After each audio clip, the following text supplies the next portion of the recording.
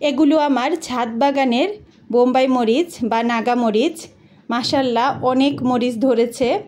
পরিচিত যারা রয়েছে তাদেরকে দেওয়ার পর নিজেরা খাওয়ার পর এগুলো রয়ে গিয়েছে। যেহেতু অনেকগুলো মরিচ সেজন্য এগুলো সংরক্ষণ করব।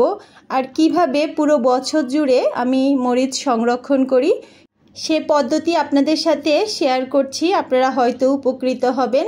এখানে আমি 1 কাপ সরিষার তেল দিয়েছি, 2 টেবিল চামচ ভিনেগার দিয়েছি, 1 চামচ লবণ দিয়েছি।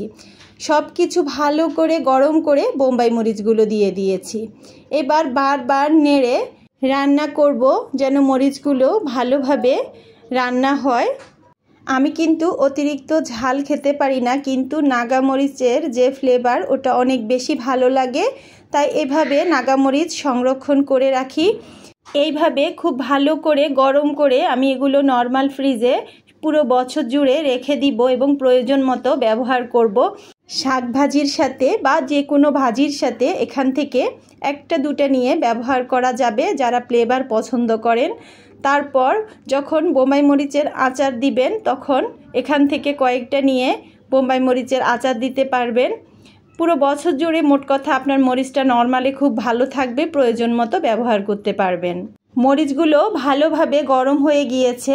যখন বুঝবেন যে মরিচগুলোর ভিতরে গরম ঢুকেছে বা মরিচের গায়ে কোনো পানি অবশিষ্ট নেই, সেই পর্যায়ে ভালো করে নেড়ে চেড়ে রান্না করে নামিয়ে নেবেন। মরিচগুলো ঠান্ডা করে নর্মাল ফ্রিজে রেখে পুরো বছর জুড়ে সংরক্ষণ করতে পারবেন যারা নাগা মরিচ অনেক বেশি পছন্দ করেন। একই পদ্ধতিতে কাঁচামরিচও সংরক্ষণ করা যাবে।